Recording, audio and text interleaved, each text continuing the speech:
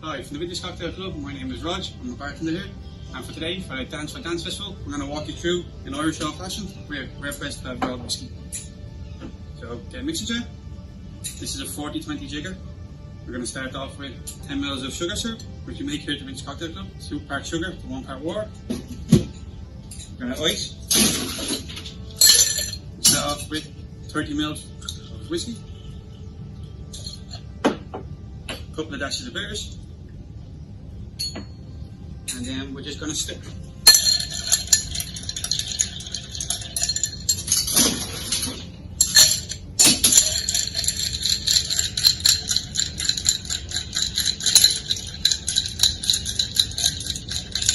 Again, we're doing this drink in 2 parts. 30 more ml of whiskey.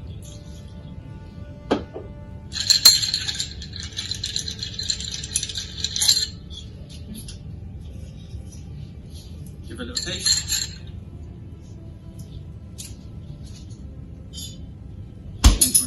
You can use cubed ice. In the Vintage Cocktail Club we use block ice.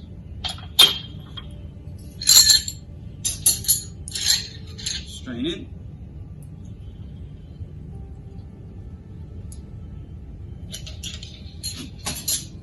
Garnish with a little orange zest. And a little cherry. And serve. So for the Dance Festival, that is Rare Press 12, Irish Whiskey Old Fashioned, here at the Vintage Cocktail Club.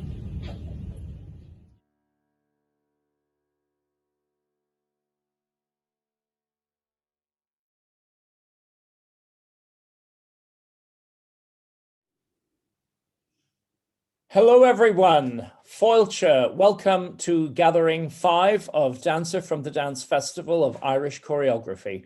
I am John Scott, the curator and artistic director of Dancer from the Dance Festival. This is our 3rd edition, and we have had the most wonderful week with workshops, with classes, with talks, and with absolutely amazing new works by 38 choreographers. I'm really honored and really grateful to all the artists and all the panelists who've given so much. And tonight we are finishing with a Céilí and a panel discussion. But before then, I want to thank our partners, the people who collaborate with us and support us in making Dancer from the Dance happen. That includes the Centre Culturel Irlandais, Paris, Dance Ireland, Dance Limerick, Project Art Centre, and Smock Alley Theatre. And we are very, very grateful to everyone from these places that have helped make it happen, and to all the choreographers, Irish and Irish identifying, who come from all corners of the world. So just before I introduce our guest curator, I hope you took note of the cocktail recipe that Rog from Vintage Cocktail Club just showed us. And here I have my Irish Old Fashioned, and I strongly recommend it. So sláinte with that. And it's now my great pleasure to welcome our guest curator, Liam O'Scanlon. Liam is a sean-nós dancer, choreographer, and the most amazing reservoir of knowledge about traditional dance. And it's my great honor to work with Liam. And tonight's program has been curated by Liam. So Liam, Tarshach, how are you? I'm good. Conas Tatu, John. Go Hanawa ar fad.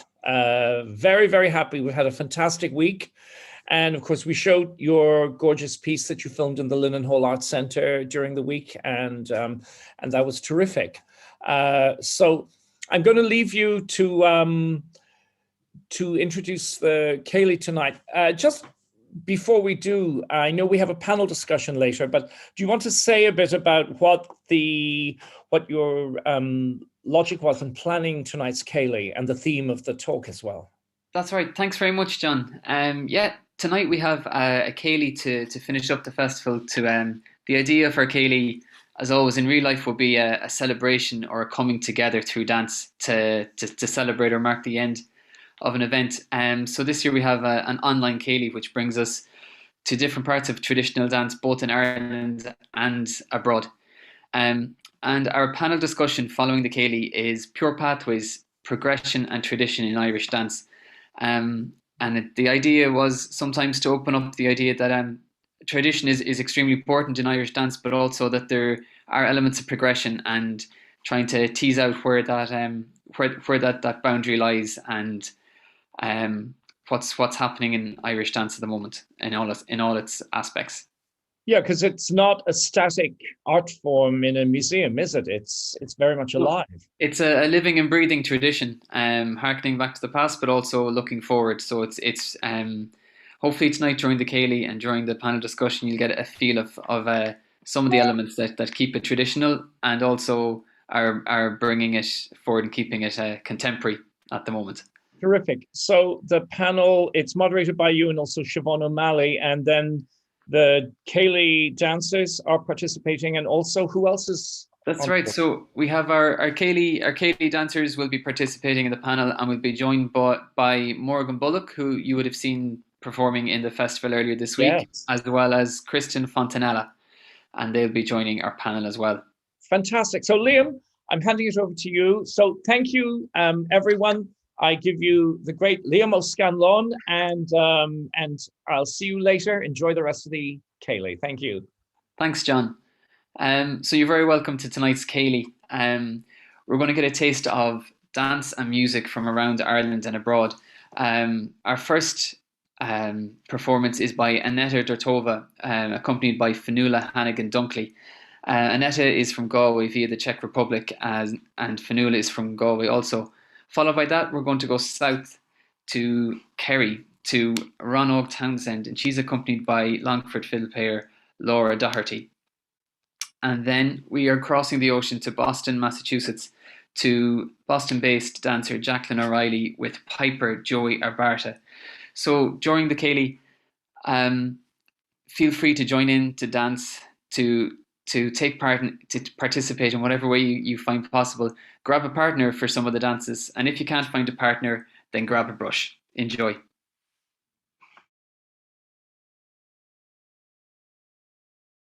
Hello, dancer from the Dance Festival. My name is Aneta Dortová, and I am a dance artist and a musician based in Galway City. My name is Fionnuala Hannigan-Dunkley. I am a concertina player and singer from here in Connemara and all around, really. I met Aneta back in 2015 when we were both busking on Chop Street here in Galway, and we've been dancing and playing together ever since. It's a pleasure to play for you this evening. We're going to start with a set of jigs. The first one is called Tubin's Favourite.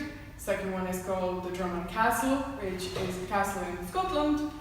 And the last one is called Kinnigat Slashers, which is a football team. Let's do this.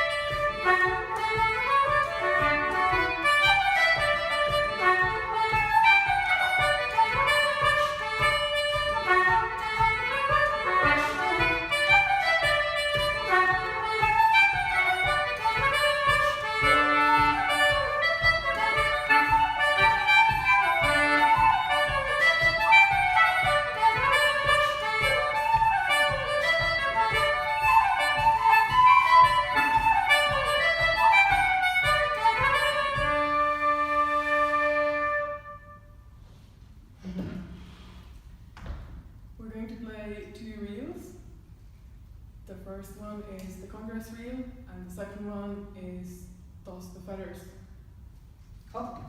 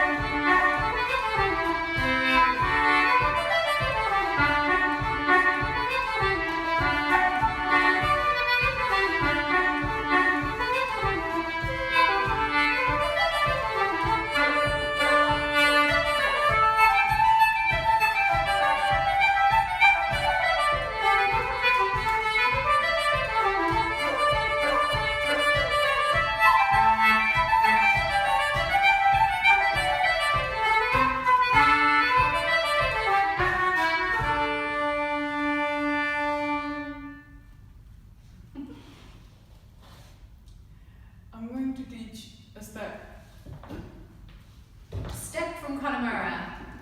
It's called the Connemara step, and I will teach you the more difficult version and also the easier version. I'd like to point out that Connemara step has many versions, and this is just one of them. So the step goes.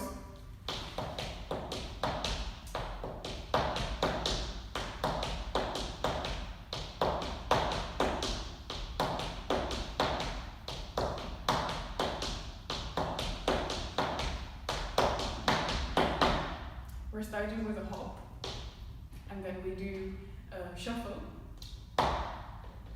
Shuffle is heel, step, heel, step. So we're doing one hop and then 3 times heel, step, heel, step, heel, step. I'm gonna do it again from the right leg because you're mirroring me, so you're on your right and you're starting with a hop, and then you do heel, step, and you transfer weight on the foot. Heel, step, transfer weight, and heel, step.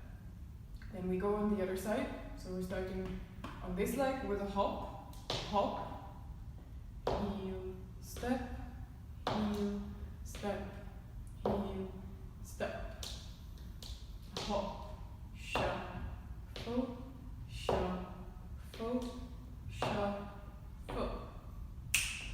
hop, shuffle, shuffle, shuffle,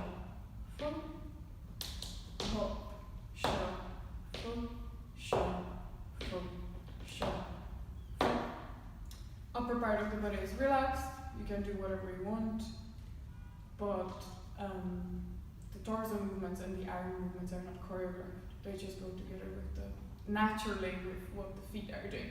The easier version is hop, step, step, step, hop, step, step, step, hop, step, step, step, hop, step, step, step.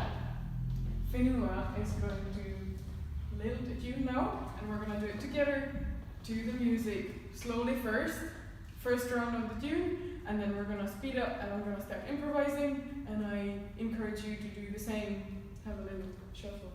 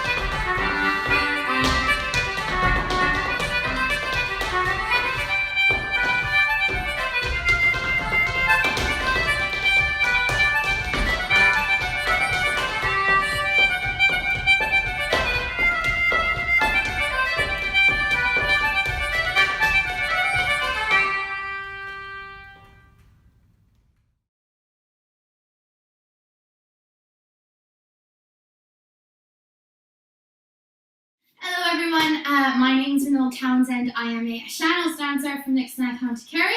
This is my friend Laura Doherty, and she's from Longford on fiddle. We both just graduated from the Irish Field Academy recently with our BAs in Irish Music and Dance.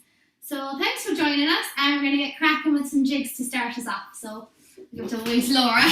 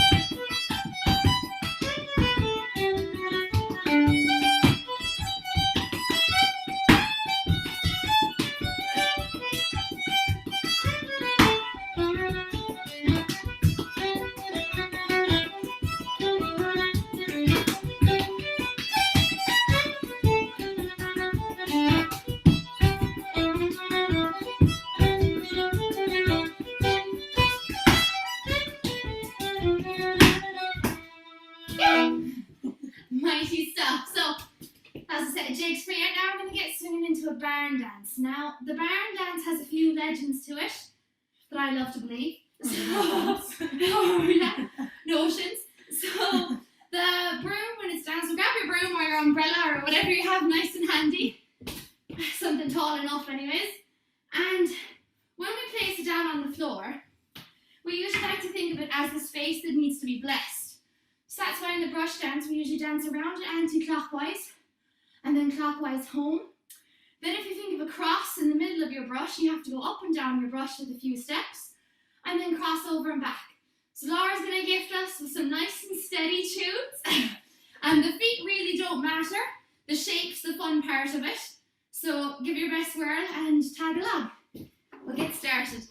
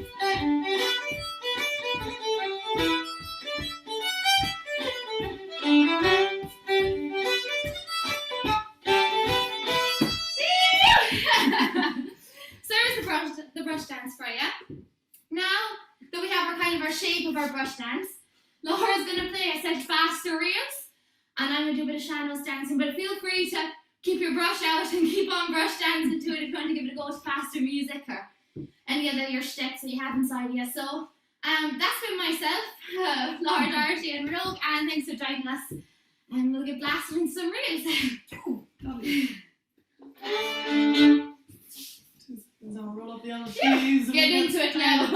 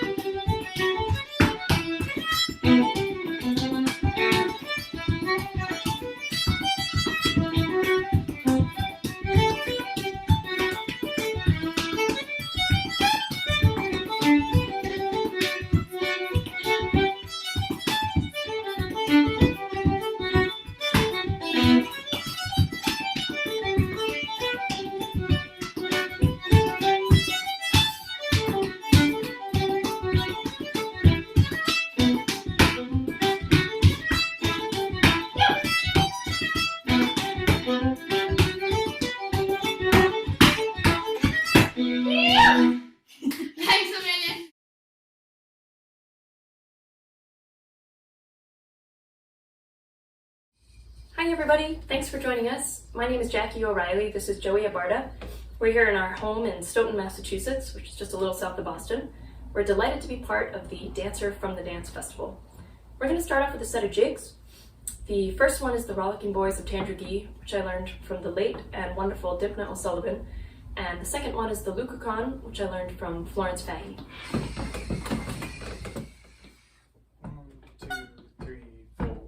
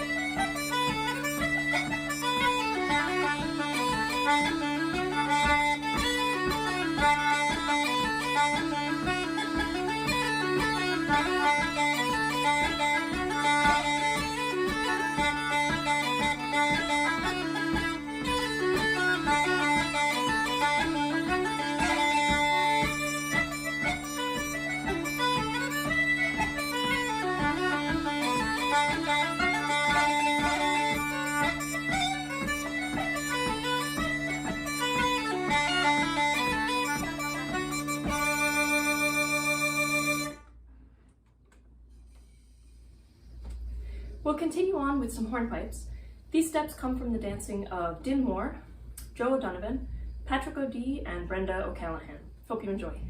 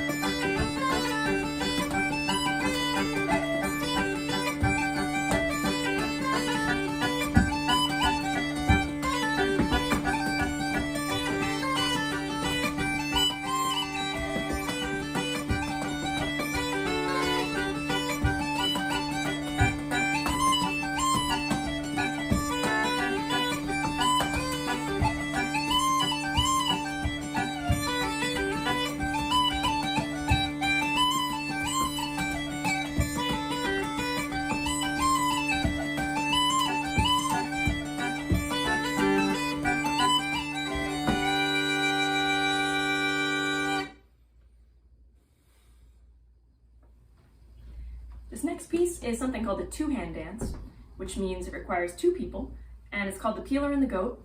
And this one is for you guys to dance along with us at home. Joey has very kindly agreed to put his pipes aside for a minute and demonstrate with me. And we'll teach you the dance really quick, and then Joey will play some music. I'll demonstrate it, and then I'll join him to play a bit. Okay, so you're going to take hands across with your partner, you'll face them, you're going to take one big step to the lady's right, but really it doesn't matter which way you go as long as you decide. So go step, and then 1, 2, 3. Slide, step, 1, 2, 3. Slide, step, 1, 2, 3. Slide, step, 1, 2, 3. So really quick, that's just slide, step, 1, 2, 3. Slide, step. No big deal. Once you finish that, you're going to link right arms and go around for 4 bars. 1, 2, 3, 2, 2, 3, 3, 2, 3, 4, 2, 3. Then you'll switch to your left arm.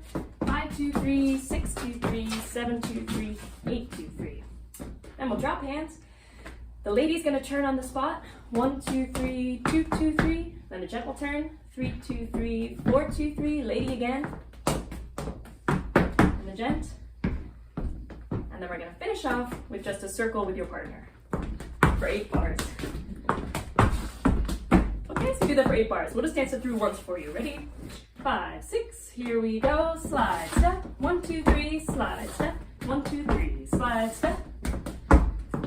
Now link right arms, 1, 2, 3, link left, 5, 6, 7. Now lady turns, 1, 2, gent, 3, 4, lady, 5, 6, gent, 7, and 8, circle. And then you just start the dance again. Okay, so Joey's gonna play the tune a couple times through. I'll demonstrate for you, and then I'll sit back down and play with him. Good luck at home.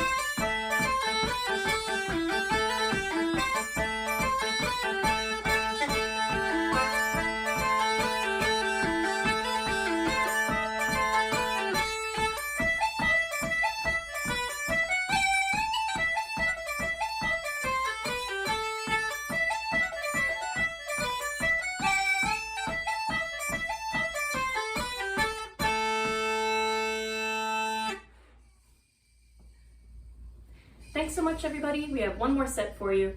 We'll finish up with a reel called The Ghríofa Baron, and it's been great to join you tonight. Thanks so much for having us.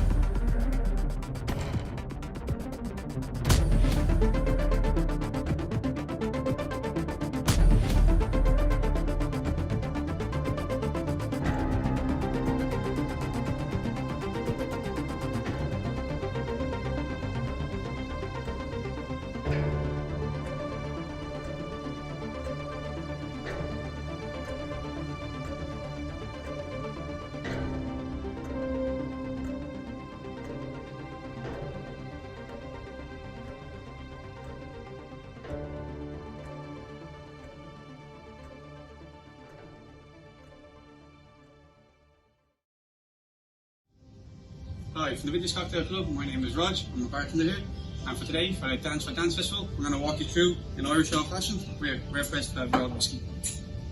So, get a mixing jar. This is a 40-20 jigger. We're going to start off with 10 ml of sugar syrup, which we make here at the Vintage Cocktail Club. 2 parts sugar to 1 part water. We're going to ice. Start off with 30 ml of whiskey. A couple of dashes of bitters. And then we're just going to stir.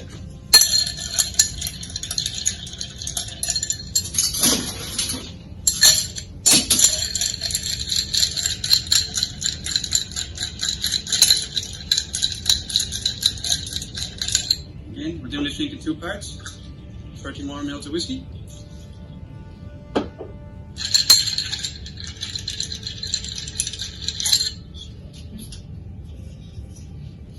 Give it a little taste.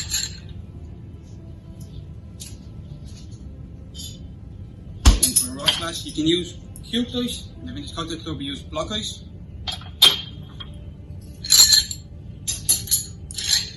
Strain in.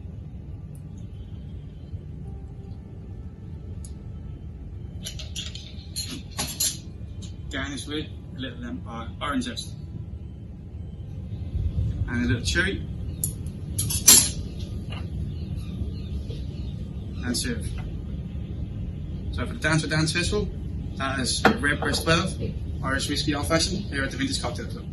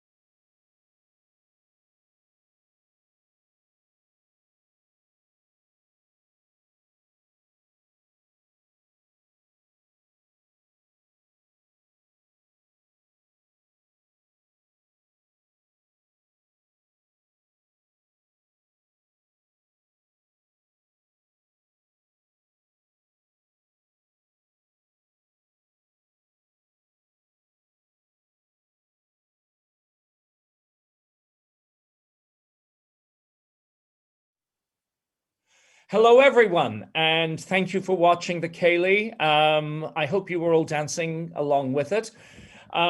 So one of the special things about Dancer from the Dance Festival is that it's a festival that's located both in Dublin and New York. And when Catherine Tharan at the 92nd Street Y initially suggested to me that I curate a festival of Irish choreography, the first people I spoke to were the Irish Arts Centre. I approached Rachel and Aidan, and they brought me in, and we instantly decided let's do this, and we jumped in together. And Irish Arts Centre have been a really, really important part of the festival from day one. And I'm thrilled. 3 festivals on, we're all still working together, and the festival is getting bigger than ever.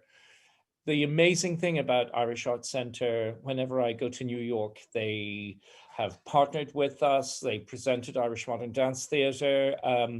They always have a welcome. And when we've been performing in other places in New York, they are always there.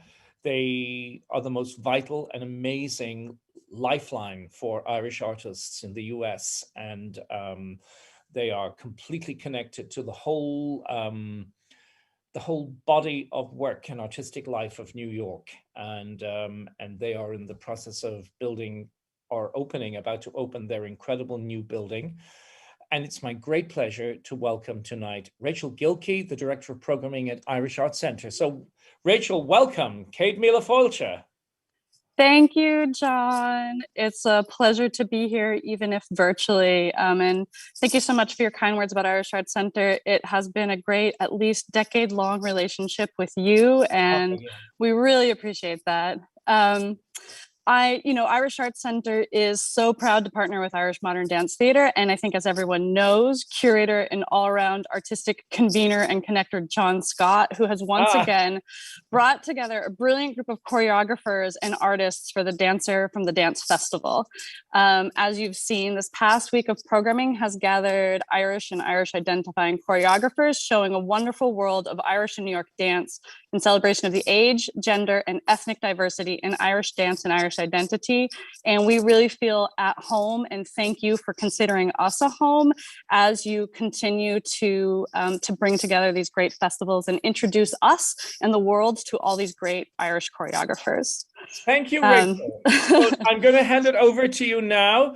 Everyone, listen to what Rachel has to say. And if any Irish artist is considering coming to America, get in touch. And thank you, Rachel. Thank you, John. As John mentioned, in April 2019, I think it was, Irish Arts Centre was invited to partner with Irish Modern Dance Theatre and Catherine Theron at the 92I Harkness Dance Centre to co-present the first Dancer from the Dance Festival.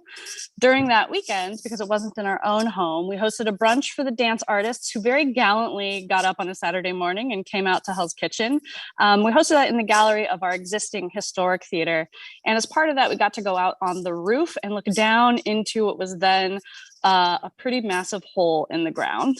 So I am standing right now in that hole in the ground, which is now Irish Arts Centre's brand new state-of-the-art flexible theatre, which has been more than a project more than a decade in the making. Right now, you see it in the 3/4 thrust configuration, but as a flexible theater space, we hope artists working across all disciplines from both Ireland and the US will find it a suitable canvas for their vision.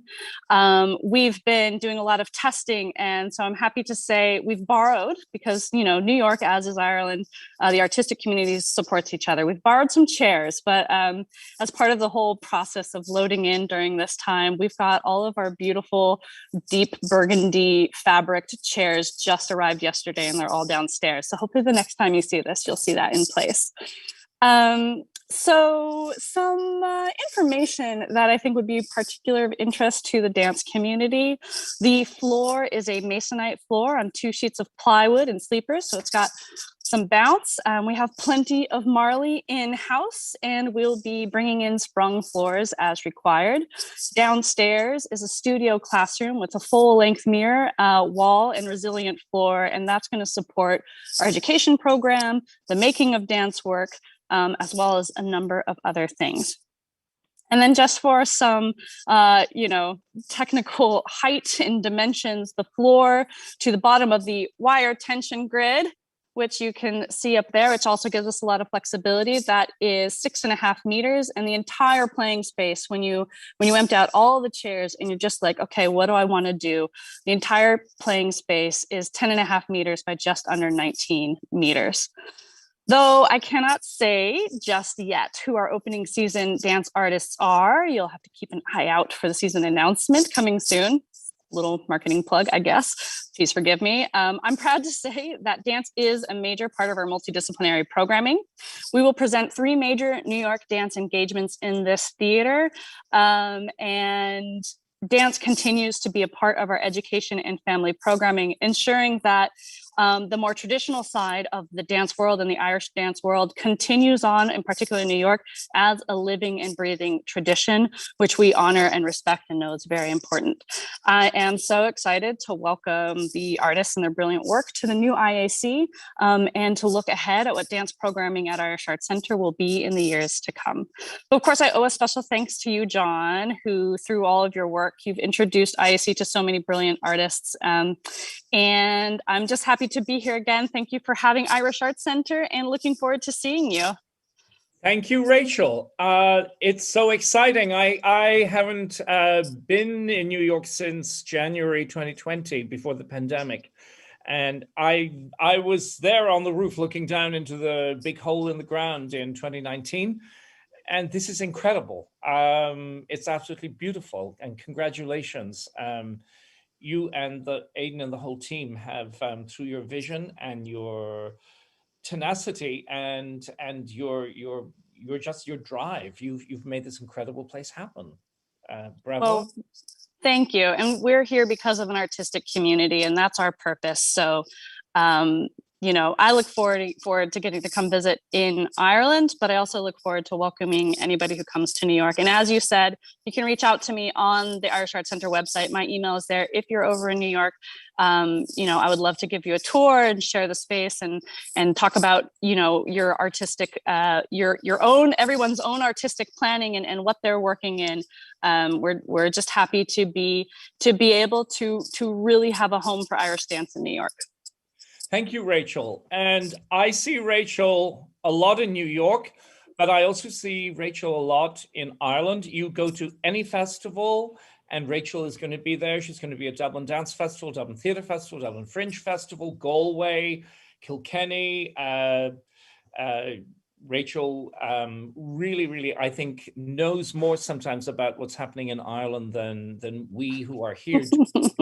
It's amazing how well informed you are. And the lively contact, and not just in dance. You go to a trad session, you go to a theater, there's someone from IAC there. So we look forward to seeing you there or here in the very near future, Rachel. Thank you so much. And thank you, and congratulations again, and my best to the whole IAC team. And now we're going to continue. I'm going to introduce Liam. And I'm also going to introduce Siobhán O'Malley, our moderators for tonight. How are you, Siobhán? Hi, Liam. The Kaylee was fantastic. Yeah. It was brilliant. Brilliant. Yeah. Really great. And congratulations. So Liam and Siobhán, I'm going to hand it over to you now. And I'm looking forward to hearing more about the topic, Pure Pathways, and the panelists and everything. I can't wait to hear it all. So I'll see you at the end and have a great chat. Thank you, John. And launch it with my Irish old-fashioned devised by Rog from Vintage Cocktail Club. Fantastic. Thanks, John. It's fantastic to hear Rachel talking about the Irish Arts Centre, and well done, everyone. I think this is a great, as Liam said at the beginning, you know, it's a great coming together, a great gathering, and, you know, from both sides of the Atlantic and elsewhere, but a lot of our dancers from Ireland and the US. It's just the Irish Arts Centre is such a great place to nurture, you know, these connections and Irish dance. Liam, would you like to introduce the panel? That's right. Thanks, Siobhán. So joining us in our panel, we have our artists from our Céilí. We have Aneta Dortová from the Czech Republic, now living in Galway. We have Ranóg Townsend from Ghríofa in Kerry, joined by her mother, Cáit ní Ghríofa. We have Jaclyn O'Riley from Boston, Massachusetts. We also have Morgan Bullock from Richmond in Virginia. And we have Kristyn Fontanella from the US, but now a fully fledged Irish woman, also joining us to discuss pure pathways in Irish dance, tradition and progression. Great, thanks, Liam. So well done to all the artists and all the dancers. That was just brilliant. I really enjoyed each one of them, and I actually wanted to get up and dance. I just wish I had somebody else here to grab or a brush. I wasn't very prepared, but well done everybody. So we're going to talk to all of you for about 5 minutes, and just learn a little bit about your own process and your own dance journey, and then at the end we'll probably have about 10 minutes to talk to each other, just to have a broader conversation. So we'll start with Aneta, if that's all right. Aneta, are you there? Hi, yeah, it's Aneta. Aneta. Yeah. Hi, Aneta. Good to I'm see you good. again. Hi. And you're, of course, multi-talented with the music and the dance, and it was great. Well done. Thank you. Thank you. So something that I suppose I'm curious about is what drew you initially to Irish dance and music. I know you're living in Galway now, and I'd like to know as well how your experience of the dance and music has changed or not since you've moved to Ireland. But what initially drew you to Irish dance? Yeah, okay, so I started playing the music first. I started playing when I was 15, and there were a few factors which contributed towards me exploring Irish music and actually realizing that it even exists.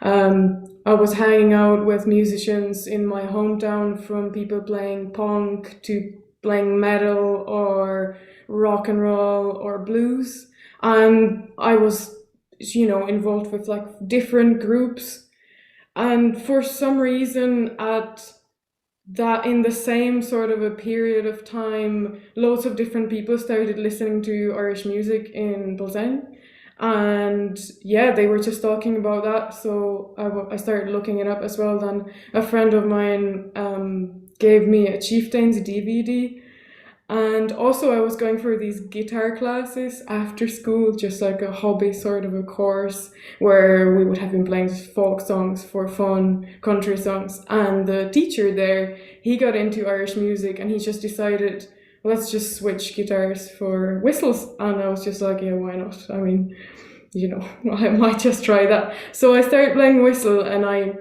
started learning tunes. I also found out that there is a weekly session, and I started just going there and listening, and then I started joining in as well. After I think a half a year, I found out that there is an event in Prague, an annual event called the Burnout Summer School, and I went there.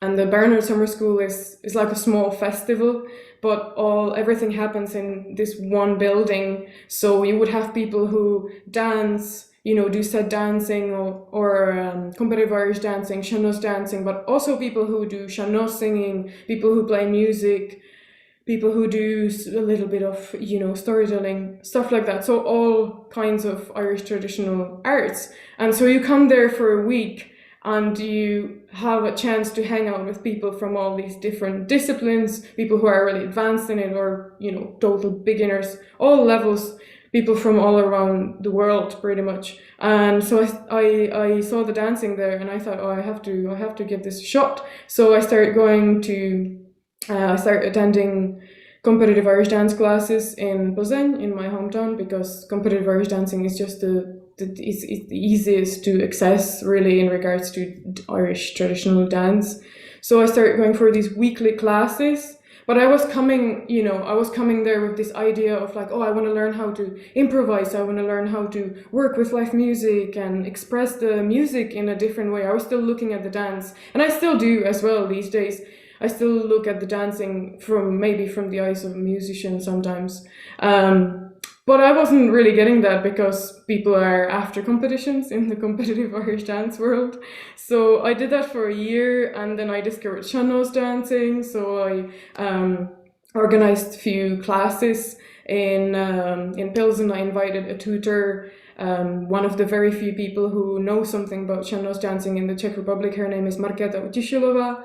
So I invited her over, and she did a few seminars, and that kind of, for me, the way she taught it and explained how she learned it and how her teachers who were Mairead Casey and Mick Mulcairn, how they taught her, and everything just kind of clicked, and I finally found out how to improvise and how to create my own steps. That's really interesting that like the structure of step dancing, within the structure of step dancing, you were looking for a bit more freedom of expression, I guess, and then you found sean-nós dance. Definitely, yeah. Has your experience, we only have about another minute, but has your experience of Irish dance changed since you moved to Ireland, or how is that influencing the direction that you'd kind of like to go now? Yeah, it changed a lot. Like it changed a lot. Well, I was still coming to Ireland with this idea that sean-nós dancing is freestyle, free form, you can express yourself in it, but the community really is divided into maybe like loads of groups, but if I just said maybe there are two groups and there's one group which thinks that it should be done in a certain way, but they don't really know what kind of a way. And then there is another part of the community which is which believes that it should be your own style and expression of music, how you see it, how you hear it. But so it's that was a little bit off-putting in the beginning when I actually arrived. This sort of a confusion, and sometimes someone would say like, oh, what you actually do is not really sean-nós dancing, but who are you to say that? But it took a while before I was able to gain the confidence to feel like, oh, I matter as well, and my voice and my expression in the Irish tradition matters as well, even though I'm a foreigner. But yeah, I felt like I need to get into it properly and stay in the place for a longer time and understand the different perspectives and analyze the information from people. So I talked to loads of people.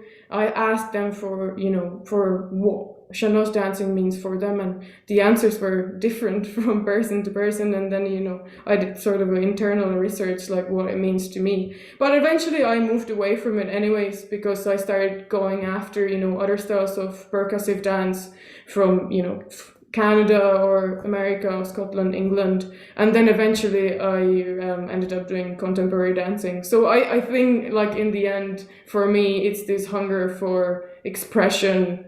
It is still like, it's definitely still driven by music and live music, and traditional Irish music definitely is a big driver for me. So even when I improvise contemporary dancing, oftentimes I just go for like recordings of Irish traditional music, because there's still something which makes me dance. Great, Aneta, thanks. And actually, we might come back to that at the end, what your reference to, sean-nós dance and what it actually is, and is it in transition? We might just kind of chat about that later. Thanks very much. Thank you. Really interesting. So Ranóg, are you there? And Cáit, your mammy? Yeah. How are you? Good. Great to see you. And thanks for the dance and the brush dance and the music. It was Thanks great. for having me. So yeah, it's great that you're able to make it as well, Cáit, because I suppose one of my questions for Ranóg, you grew up, I guess, immersed in dance in Lixnaw and Kerry, and can you tell us a bit about the importance of your family in your dance journey? Well, I think they are my dance journey kind of a thing. Yeah. I was the baby sitting in the baby carrier at the top of the dance hall while she was teaching classes. So, and I think there's loads of pictures of me like learning to walk at feshes and stuff like that. So I think there was, what's your great saying you have? Well, we have a saying in my place, and it's kind of like going from the cradle to the knee to the floor, because you would didle, you would kind of go, you would rock a child, would say, dilly na douse the douse.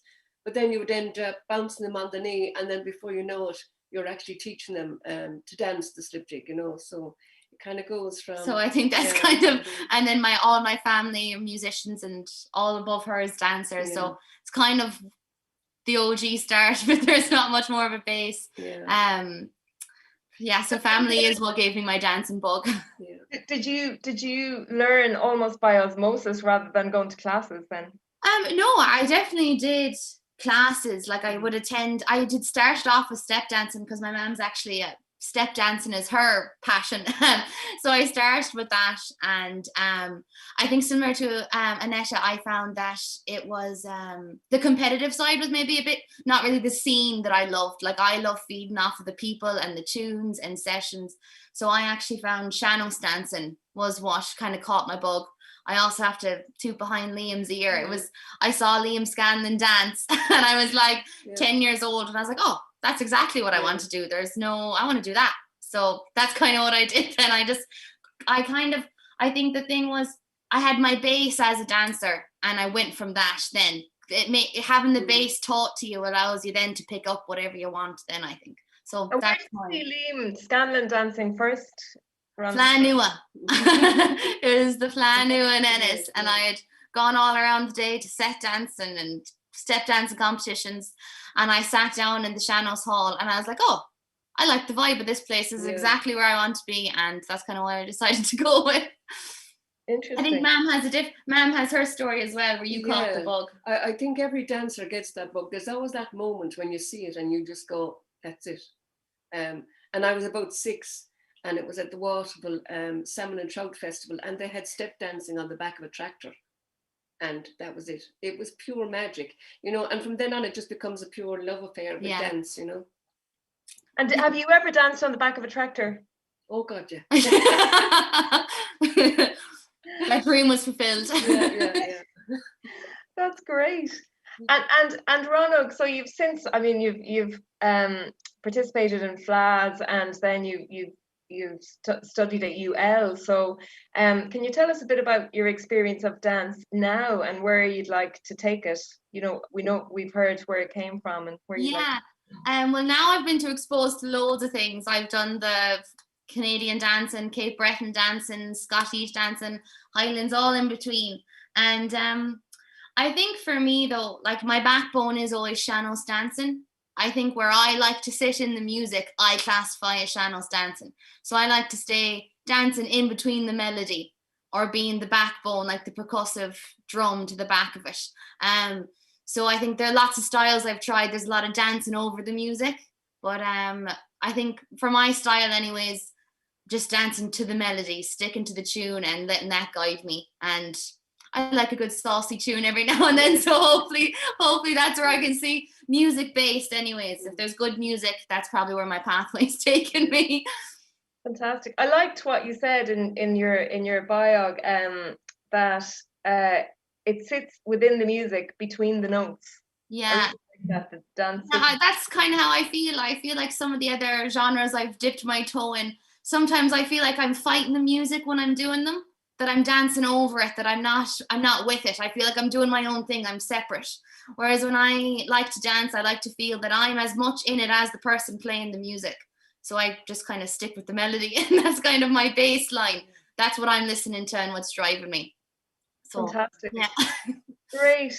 Thanks so much. It's really interesting. We'll have a chat later at the end. Yeah, of course. And I'll come back. So Jaclyn, if you're there. Hello. Hi, Jackie. That was really great. Thank you to yourself, Joey. And I guess you're one of the things in your bio that really kind of struck me was that you say you want to stay true to the joy that brought you to dance in the first place. I really love that.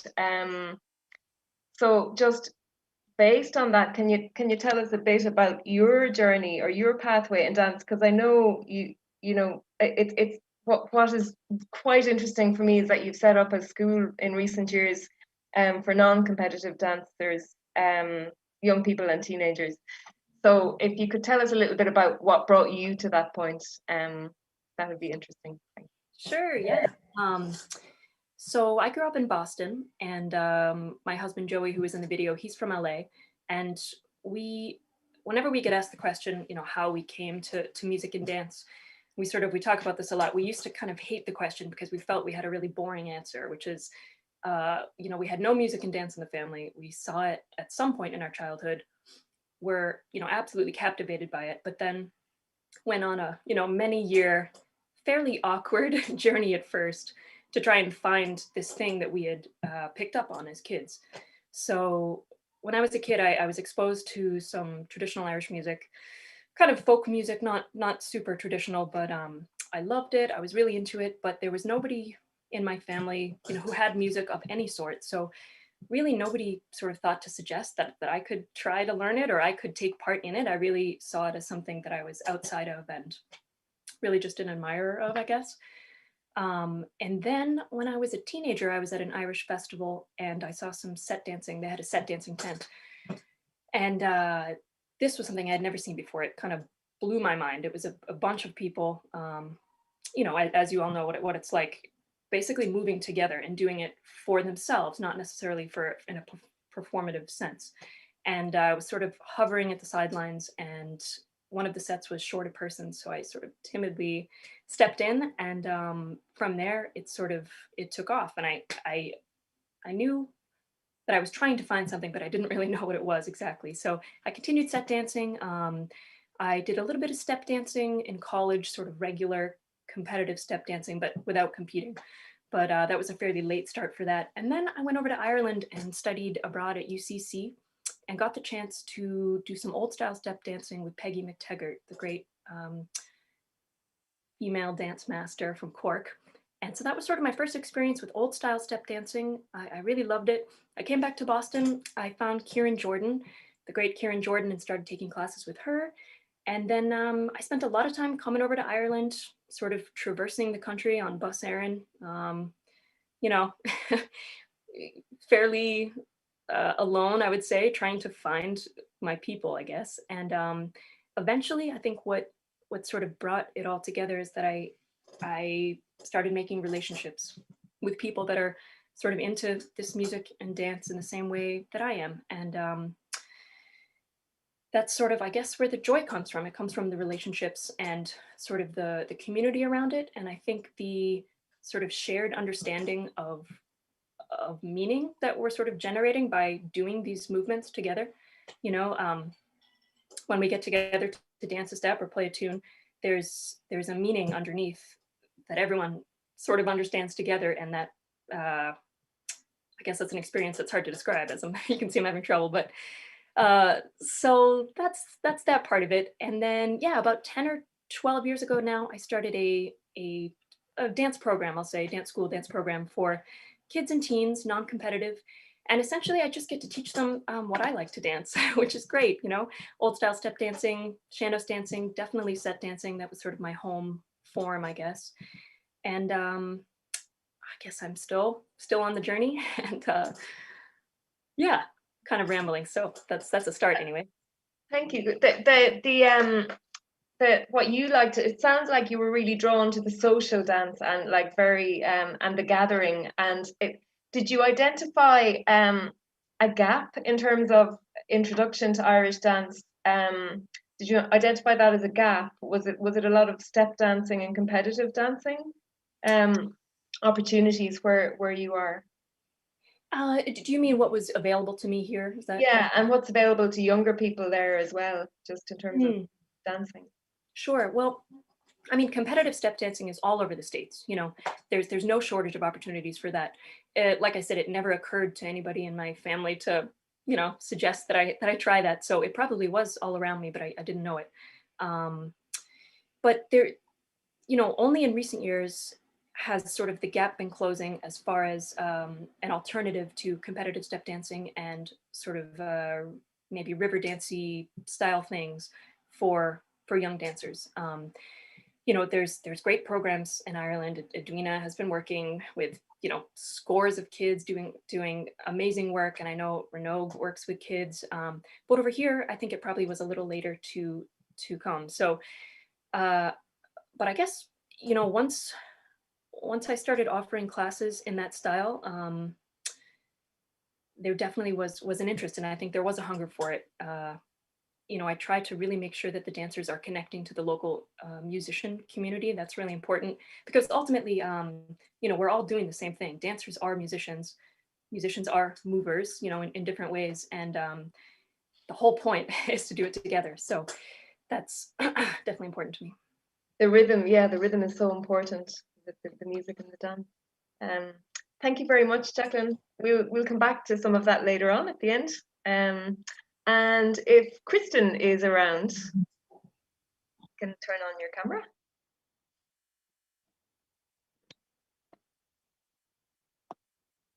Are you there, Kristyn? I am just trying to, the host has to let me start my video. Okay. We can start. Yeah, there you are. Hi, nice to see you. Hi, nice to see you. Thank you for your piece as well, Pluribel. That was great. I watched that earlier in the week with Hope It Rains. Fantastic. Yes, thank you. And just, I suppose, yeah, your journey in dance. I guess you've been trained in quite a lot of different types of dance. So my question is, what drew you to Irish dance and kind of step dancing? I know you've danced competitively as well. And what drew you to that? Well, really, it was I started when I was 5 because my mother put me into a dance school because that's what her and her sisters did in Connecticut. Okay. So it was a tradition within the Irish lineage of my family. And then, yes, it was competitive. So that kind of stuck with my personality. Yeah, so that's what got me started. It's my mom. Yeah. So she's watching. But yeah, she put me in, and that's what kept me going. And it was kind of the right time, and the right time because I was a teenager when Riverdance came out. So that's what started my whole professional line. So you toured. I mean, you toured with dance shows for quite a few years as well, didn't you? Oh, for over 12 years, I was on the road with different shows. Yeah, Riverdance, Lure the Dance. Before you moved to Ireland? So really, in 2006, I joined a show called Gale Force Dance, and that's where I got bitten by the choreography bug. Richard Griffin was the choreographer, and he let myself and the other lead that I partnered with, Jonathan Tweedy, to actually create. And so that's a whole another branch of everything. But in 2006 is when I started coming to Ireland every year. So you'd kind of come and rehearse, and then you'd go off on shows. And then once my touring days were done in 2013 is when I came back for a master's program at the Irish World Academy in Contemporary Dance, and haven't left since. It's interesting that when you eventually moved over here, it was to study contemporary dance as opposed to the Irish kind of traditional dancing. So what is your experience of Irish dance since you've been living in Ireland now? I know you're moving in a different direction, but what is your experience in recent years as you're, I guess, experimenting really and exploring your voice in Yeah, I would say I'm evolving, because it's not that I'm leaving Irish dance behind. I'm taking what I know and just using it in a different way. So like putting on a different pair of glasses to see the same or the difference. And how I see Irish dancing over here, truly I've kind of stepped away from any show style dancing or competitive dancing. It's played a big part in my life, but for right now it's on the side. And the community of dancers and choreographers I work amongst, it's funny, you find your tribe and you stick with them. So it is a big contemporary dance scene, but there are a few people working in between the tradition and the contemporary, which is where I find myself falling and continually working with. It's interesting times. I mean, we'll come back to that as well. It's been like referenced by Liam and by Aneta as well about that kind of transition, and it's I think it's an interesting time in dance in Ireland, and this festival is fantastic to kind of unravel what Irish dance is, our perception of what Irish dance is. It's just really great. Well, it is a whole, like what is Irish dance is a huge question, and many people have been looking at that. But yeah, like what a tradition is, and a tradition doesn't stay the same throughout history. It's changed, you know. We don't dance the same that they did at the Crossroads as when I danced in the 80s. They don't dance like that now at competition, you know. So the route I'm going down seems just as valid as part of that tradition as any. Exactly. So it's looking forward and it's progressing. You know, it's a living. I mean, it's always a living tradition anyway. So it's, you know, are we looking forward or are we looking back? And how do we kind of, where's that meeting point? Is there a connecting point? Thanks very much, Kristyn.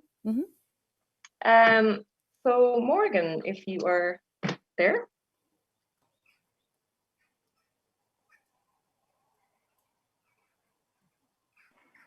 Hi, I'm here. I just trying to figure out what's the video thing.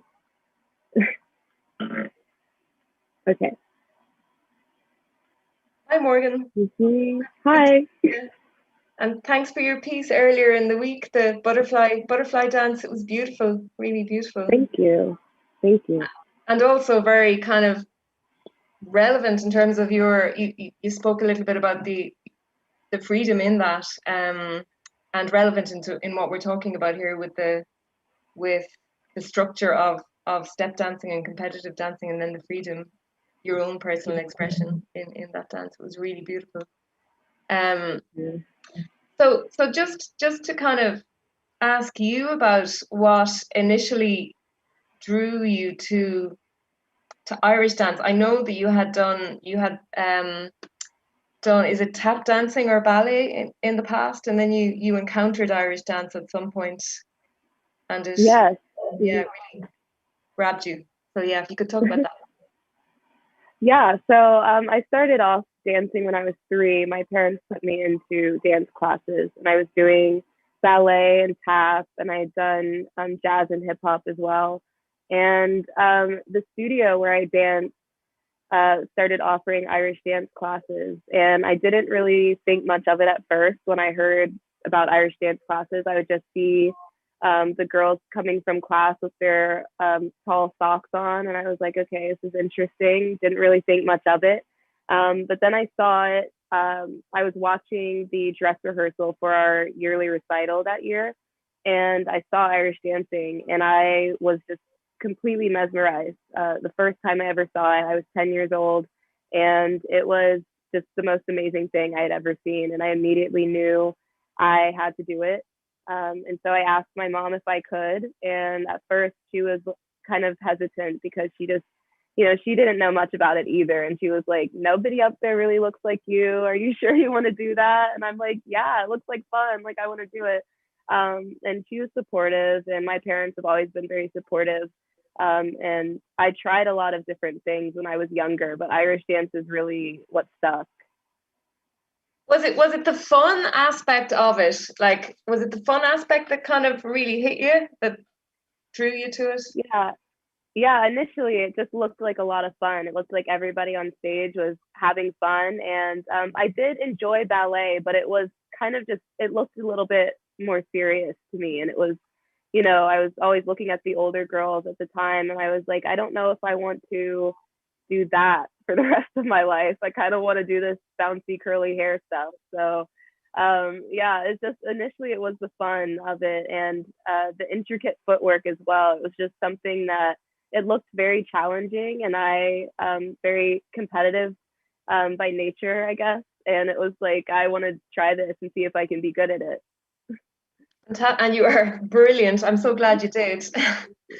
And do you see just your experience of dancing, step dancing in the last 10 or so years, do you see yourself continuing in that vein with step dancing and competitive dance, or where do you see this taking you? Well, at the moment, my plans are to tour. I'm actually going on tour with Riverdance in August. So that's the next step for me, which is a complete dream come true, because that's, you know, Riverdance has been something that I've wanted to be a part of for as long as I can remember as an Irish dancer. So that's definitely, I am very passionate about performing. It's going to be a completely new journey for me as someone who went from competitive dancing to kind of just dancing for fun. And now, of course, a production as big as Riverdance. So I'm very excited to be going on the UK tour. And I've kind of just stopped planning too far into the future because I always say, like, I would have never imagined that I would be where I am now. So I kind of just had my life planned. I was going to be a teacher, and then things changed. Crazy things happened, and now I'm, making a career out of dancing, which is something that I'm so passionate about. And so I feel so fortunate to have the opportunity to do what I'm doing. Fantastic. Have you been to Ireland yet? I have, only to compete. So I would love to visit to actually see Ireland. I did stay with a friend in Wexford when I went in 2016, I believe, and I got to see a little bit more of Ireland outside of the City West Hotel in Dublin. So that was a great experience, and I'm looking forward to the next time I'll be back. Hopefully when you're touring with Riverdance in the UK, you might be able to take a trip over. Yeah, hopefully. The best of luck with that. That's fantastic, Morgan. Thank you very much. Thank you. Liam Scanlon, if you can, we'll have a chat with you now if you're there. I'm still here, yes.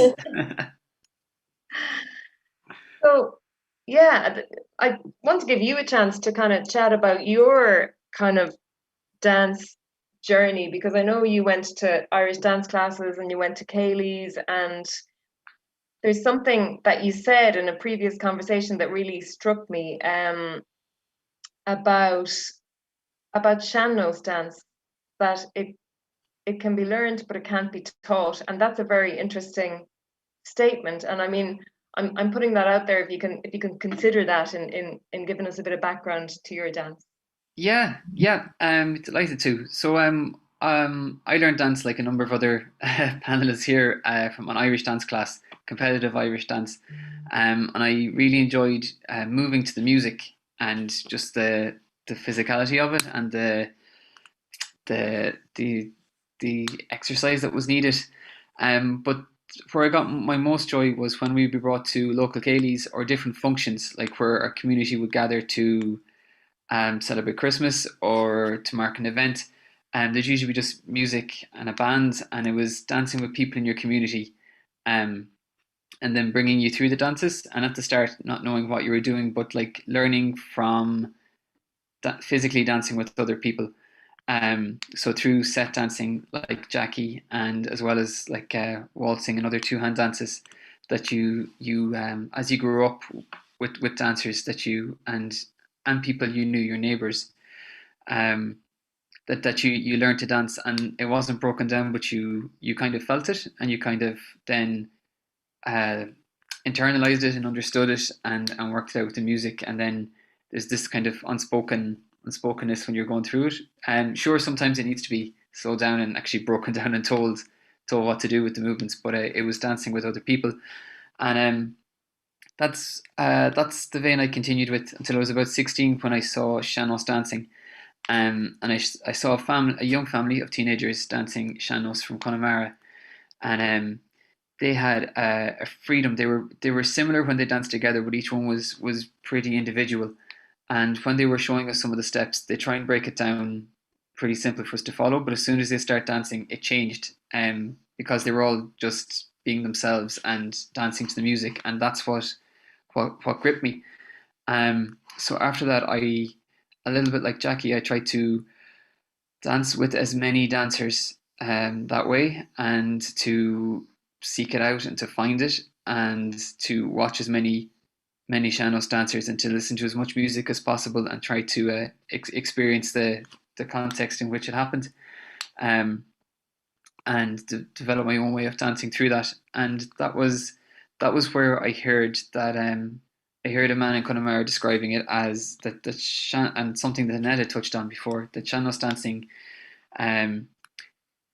it can be learned but it can't be taught.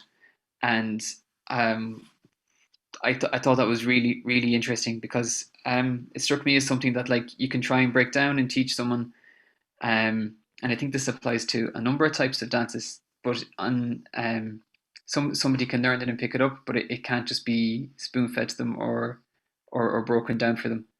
And after traveling, I saw salsa dancing in Cuba, which I felt was a real communal sort of dance as well, similar to the way I had learned to dance growing up. And it also got me thinking about speaking with a hip hop dancer about how he described his form of dancing as not being codified, but also it's that the people created their own movements in response to something and shared it together, and also through community and informality and self-expression. And they were the pieces that resonated with me with my experience of dance. I'm rambling a lot there, Siobhán, I know, but really interestingly, yeah. So that was it was being told that or hearing it being described by an older person in the community that it had to be, that it couldn't be learned. It could be learned, but it couldn't be taught, which got me thinking a lot about how I view the dance form and dance in general. Is that different with different forms of Irish traditional dance, Liam, do you think? There's sean-nós, there's step dancing, Kaylee, there's step dancing. Like, it can be learned, but it can't be taught. Do you think that applies to the different types of traditional dance? To different degrees, I think so. I think in learning set dancing, I definitely learned set dancing not from having it broken down and walking through the formats, but physically dancing it in real time with other people and doing that repetitively and kind of growing up with it. Same with sean-nós, and I feel from my experience of competitive dance as well that there was a lot of teaching and rote learning, but there had to be something of watching the older dancers dancing and watching your teacher dance, and also picking up as well. You could be taught a certain amount, but that you had to, it was kind of from being surrounded by that culture as well, that it also played a role. Interesting. That's interesting. Thanks, Liam. Will we open up to everyone now? If you want to switch on your cameras and your mics, and John, you can join in as well if you're there.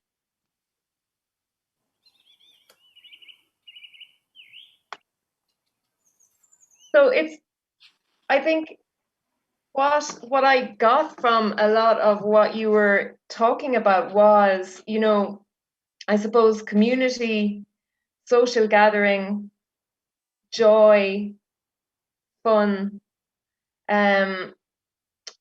freedom of expression in sean-nós dance, structure of step dancing, and how a lot of you eventually go with what suits you, your own expression, that you might start off with a specific type of dance, but you eventually get to a place where, okay, so this is what I want to do, this is the dance that I want to this is how I want to express myself in dance. And I suppose that's a question that, Kristyn, you referred to it about tradition and progression. So the question is, is it about looking back, or is it about letting other people in? Do we keep traditional dance pure, or do we open the door to others and also other types of expression? That's a huge question, I know, but if anybody has anything to say about that, I'd love to hear it.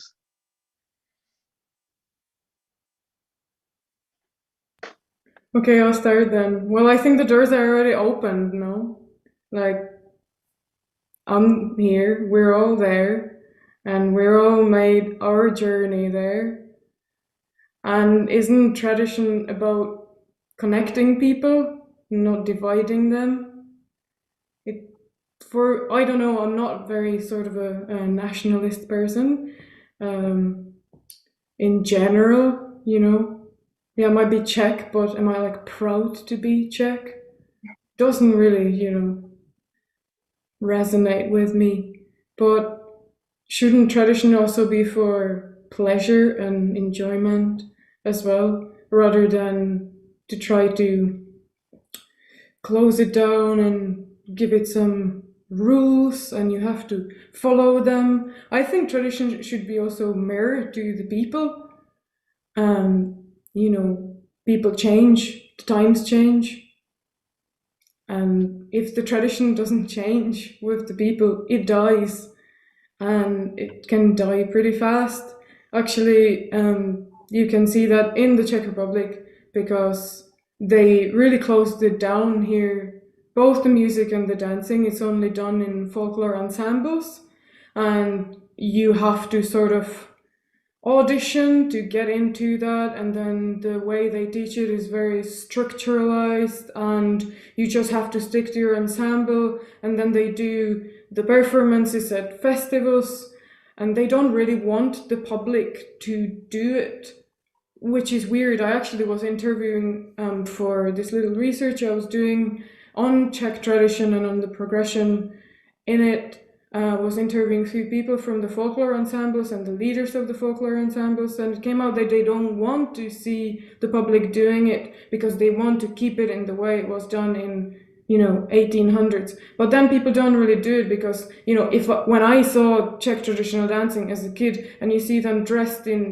these huge dresses as they were in 1800s, they were relevant in 1800s, but I didn't want to dress like that. I would have maybe been interested in trying the dancing and playing the music, but because of that, it was kind of just funny, So it has to evolve with the people. That's my idea there.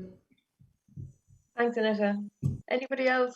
Well, I think you're completely correct. That is why I started this festival. I noticed, particularly when I went on tour with my work internationally, and people would ask questions about how Irish is what you're doing. And I mean, my work, I have no training or background in traditional dance or sean-nós dance, but anytime anybody did anything percussive or stamped or did anything, said, that's the influence. And there was this desire to kind of find some connection of what people thought was Irish dance to my work. And they were comfortable if they could find a narrative that was about the Troubles, the famine, and those things. And when Catherine Tharan asked me about curating a festival to present in the 92nd Street Y in 2019, my big desire was to, I could say destroy, maybe it was to open the definition of Irish dance, and the 92nd Street Y would have these focuses. They'd have a focus on dance from Czech Republic, dance from Taiwan, dance from Ireland, dance from somewhere. And these people would come and watch whatever was being programmed and think, okay, so that's whatever. And the funny thing, the very first, when we had a talk back like this in the 92nd Street Y, and Jean Butler, Sean Curran, Mary Noonan, they were all there. And I said, I didn't know, there'd been this program, Una Doherty had danced, Liam danced. And I said, I didn't know if there was any thread in any of the work. And somebody in the audience shouted, you all talk when you dance, which was interesting. But I wanted to kind of destroy any received notion, because I think all the dance forms and the definition of Irishness is something that has to continually evolve. And why should people like about the Czech dance in the 1800s, why should it be stuck in one place? And I think what everyone was doing tonight, and then Kristyn, what you did, and Pluribel, and Morgan, what you did, and the Butterfly Dance, and Liam, what you did, they're all other beautiful manifestations. And it's a form, and we all have to take whatever the things are and go find our own way. That's us, whatever that involves. I don't know. I mean, Kristyn, you're really kind of between so many disciplines. You might have more to say about that, or where to go. And I know myself, even as a maker, you have a plan to go somewhere, but you're in the studio and something happens and you have to go somewhere. I don't want to go here with this, but I have to go here. And you have to go where you go. Yeah, if you don't mind me jumping in. To go back to the tradition, I think how it's evolving and how we share it, it really comes from where we learned it from. And I'm not stepping on the toes of Liam and saying how it can be taught and it's or caught. It's more, I feel a responsibility as a creator and also as an educator to let dancers know that there's more options than they might have been led to believe. So when I was growing up with Irish dancing, it was, well, Riverdance came out and it's like, oh, well, you could go that route and do show dancing, or you could become an Irish dance teacher, or you could just let everything go and become a banker, you know? That was really the options.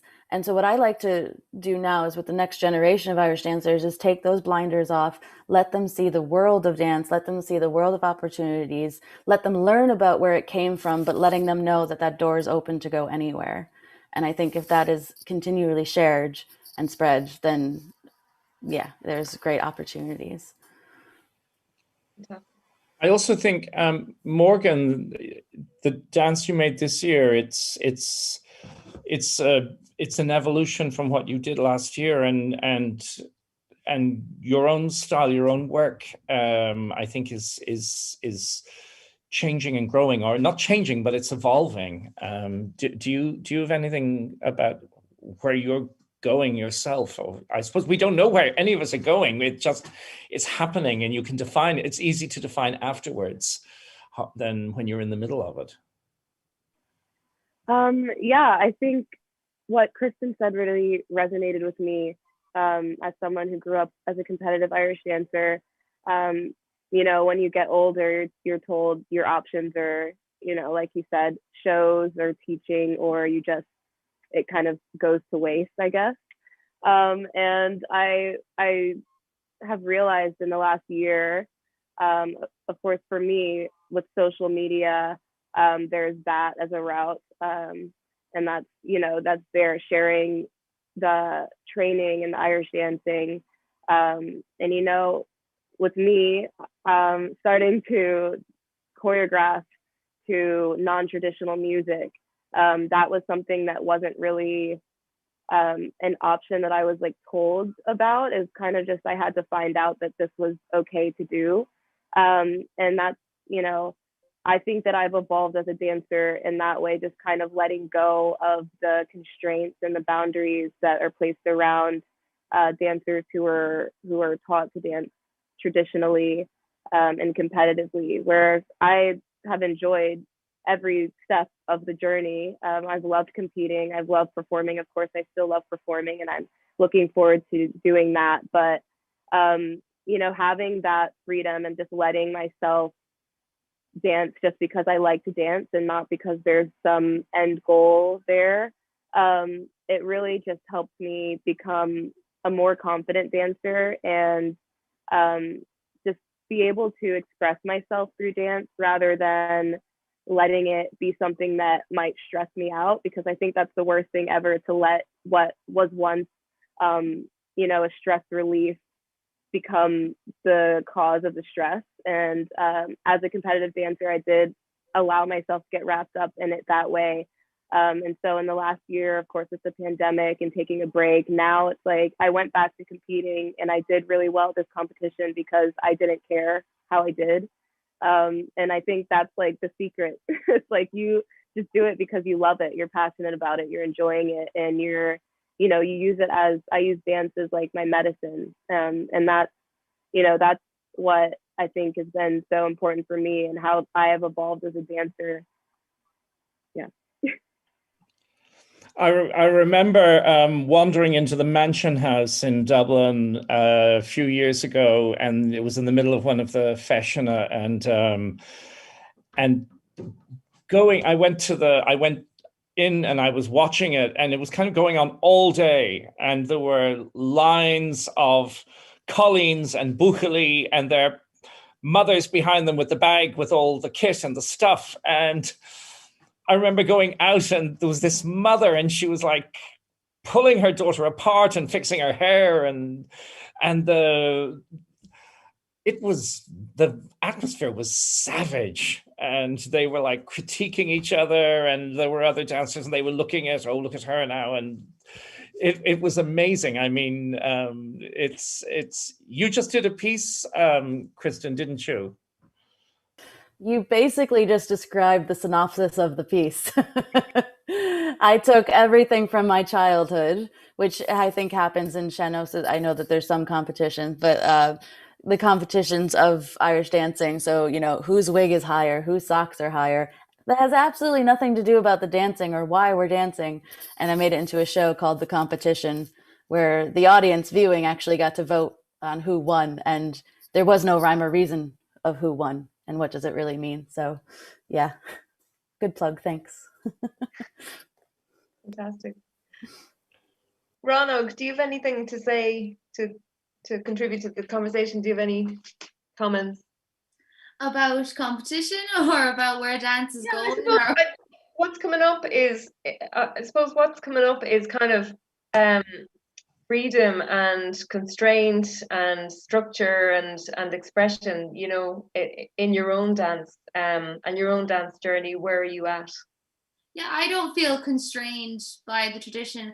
I always think of it as my backbone. That's kind of like my comfort zone and where I feel like my love for dance comes from. But it's not trapping me from, if I want to dance with my arms up in the air, I'll dance with my arms up in the air. I don't think that it's like a guideline. I think it's just makes me where my love for it comes from. So it's what I'm comfortable in and where I sit in it.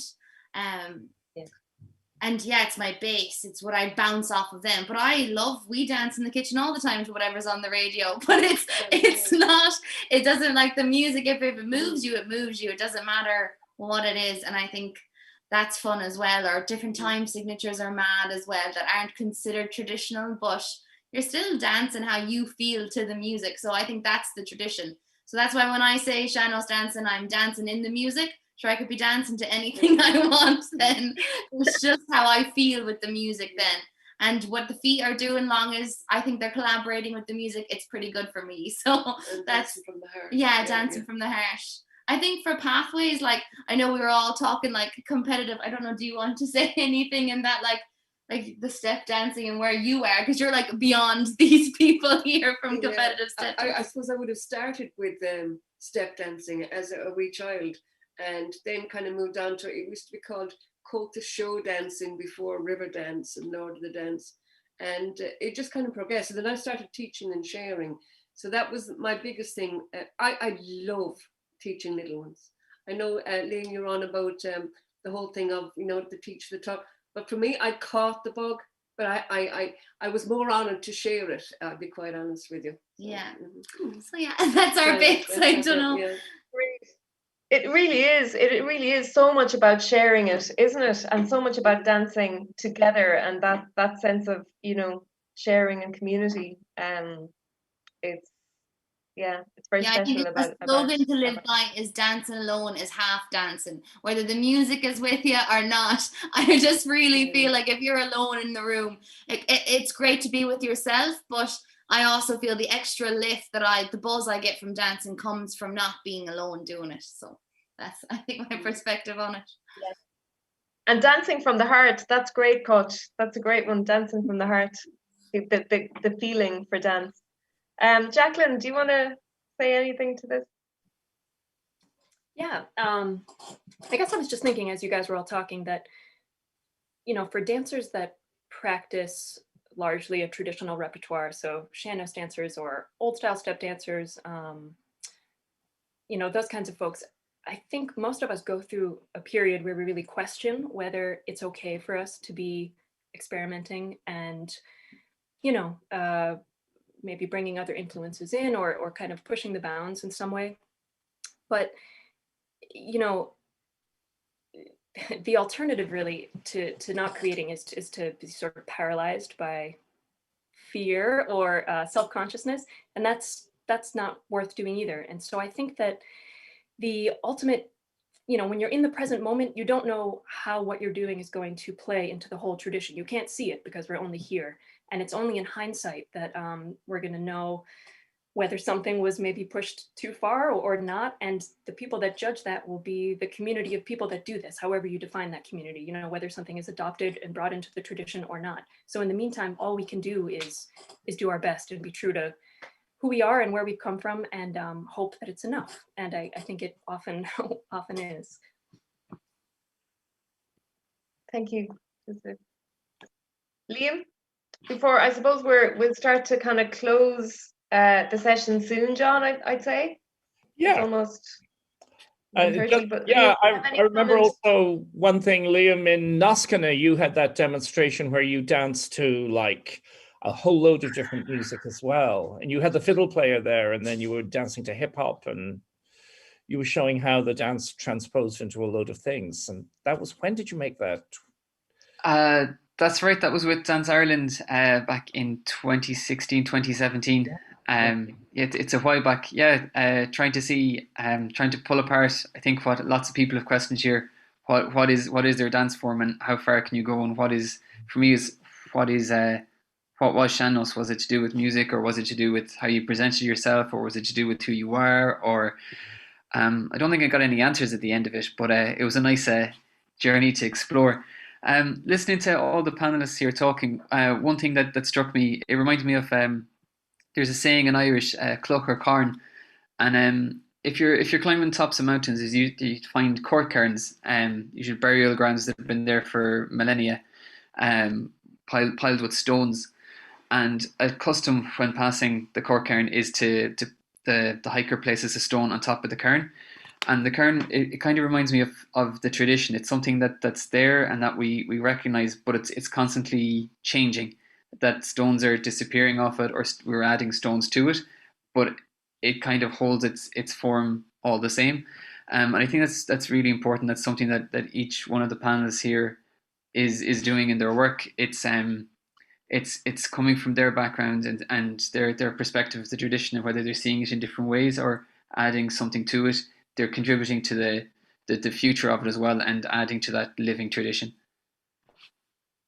All over the world, yeah, that's very true. I mean, you've got there's Irish dance schools all over the world, so it's really interesting. It's a very exciting. I think it's a very exciting place that we're in now with Irish dance.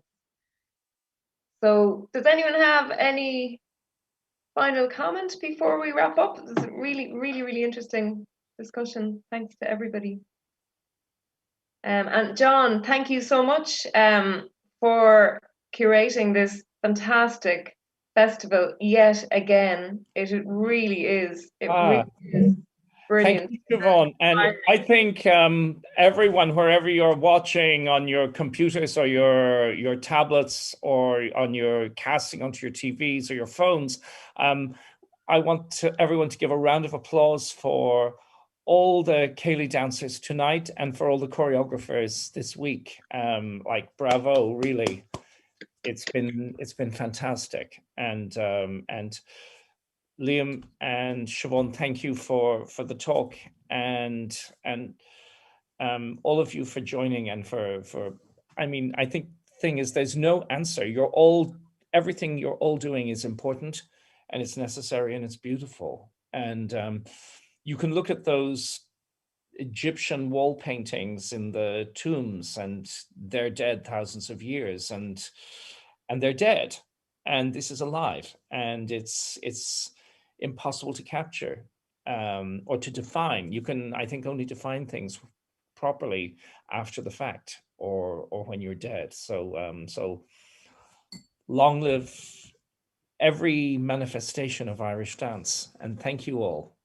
Continue to explore. Yeah, definitely. Thank you very much.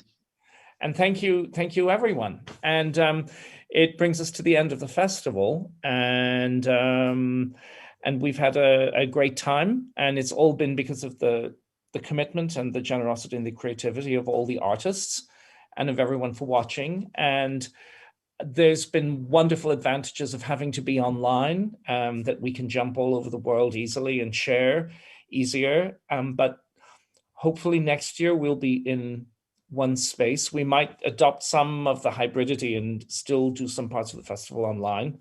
But we will be in New York, we will be in Dublin, and hopefully more places, and keep in touch. Thank you to all our sponsors, to the Arts Council of Ireland, Dublin City Council, Culture Ireland, and to Centre Culturel Irlandais, Dance Ireland, Dance Limerick, Irish Arts Centre, Project Arts Centre, Smock Alley Theatre. And once again, a big thank you to Greta Burke, the company manager in the office, and to the whole team, to Leontine in the office, to Pierce Redmond and Chris Ignacio, who've been streaming, and to Catherine Reller, our production director, who's been marshalling us all on and off screen and made this kind of sometimes scary experience much easier. And so thank you to everyone, and watch this space. We'll be back next year, and all the materials are going to be up online to watch till the end of the week, and then we will keep the talks archived on the YouTube page. And if anyone wants to make any contact about any of the artists or anything that they've seen, send us a message on our website, and we'll be back. And if anyone, once again, wants to make any form of donation to help the festival, go onto our website, and you can make a donation through PayPal, and we will really appreciate that. And Gaurav Mila Mahagat, thank you. Merci to our friends in Paris watching, and we'll see you all next year. So thank you, everyone. Big wave, and Sláinte, my Irish old-fashioned, is still here. And thanks again. Okay, good night, everyone. Thank you. Thanks, everyone. Bye.